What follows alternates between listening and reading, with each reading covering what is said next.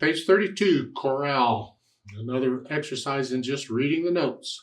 Here we have a lot of block chords. Chorale, what sounds like people singing, a group of people singing? Yeah. Now look it over, it's 2 lines long, treble, bass, clef, no sharps or flats in the key signature, so it's either in C major or A minor. If I look at the last measure, C chord, I'm guessing it's in C major. However, go ahead and do the arpeggios, scales for C major and A minor. And it wouldn't hurt to do the diminished seventh for A minor.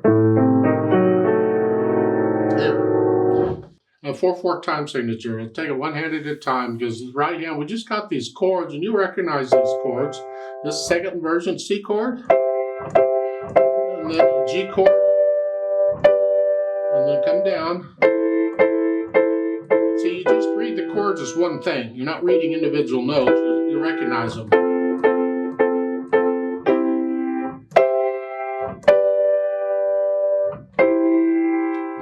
Next to the last measure, you can figure that 1, 2, 4 here, and then come down.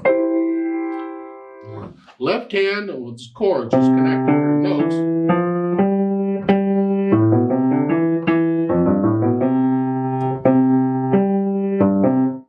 Measure 6. We're here, and then 5. We changed hand positions on repeated notes. This is an important thing in fingering. When you got to get ready for what's coming, take advantage of the repeated notes and get ready. Here, and we're ready. Then I'll put the hands together and see what kind of a thing this is. So we got here, and here, and here. Reach down, get ready, because I got to move the right hand. I want to get the left hand ready to go. Yeah, reach down again, be ready. Hands. A little tricky because this hopefully you'll get to where, because you don't really have to move so much, you just scrunch up and move. This you gotta move. Okay. So I get the hands together and then I'll go back over the hard parts and get rid of the hesitations. Then the articulation, and this is connected but you can't. So you pretend you can connect it. Then lift up. It's like 2 major phrases here. Lift up.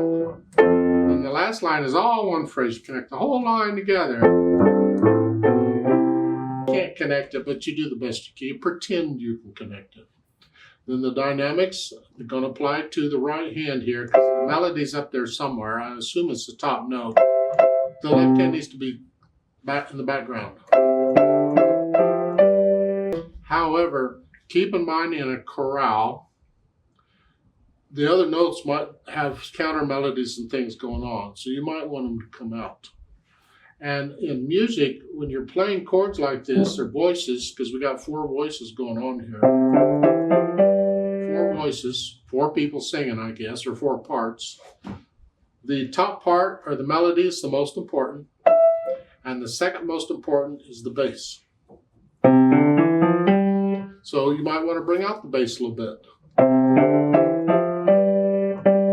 It's interpreting the music. You might play the bass. In that case, just play both hands the same. Then the speed on adagio is slow.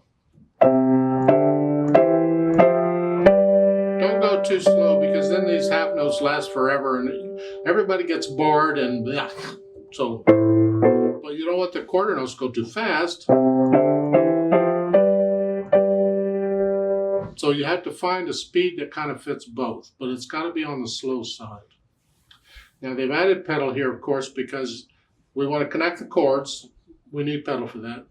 It's slow enough we can hear the notes, so we want to give them flavor. Or overtones, color them a little bit, and that helps to do that.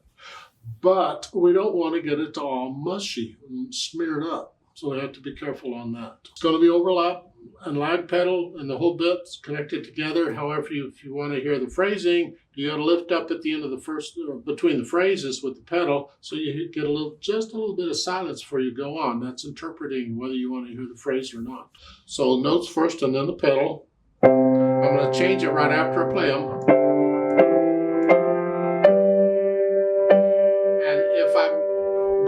connect it, I'll change it after I play the notes. If I want to hear the phrasing in second major, I'm going to lift the pedal up so it'll be silence for the phrasing. Different ways of pedaling it, and that's how it's pedaled pretty much all the way through. But we're pedaling each beat because we don't want them this.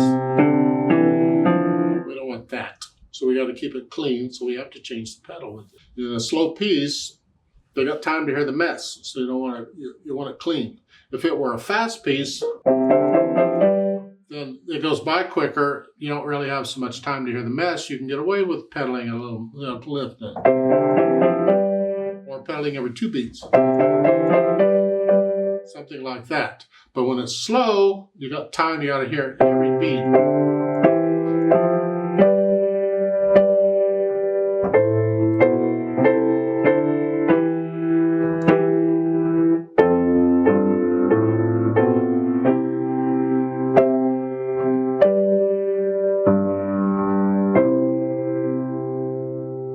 Now don't copy me, that's just one way of doing it. You take it at your speed. You can do more with the dynamics. I tend to want to go put in a swell each one. I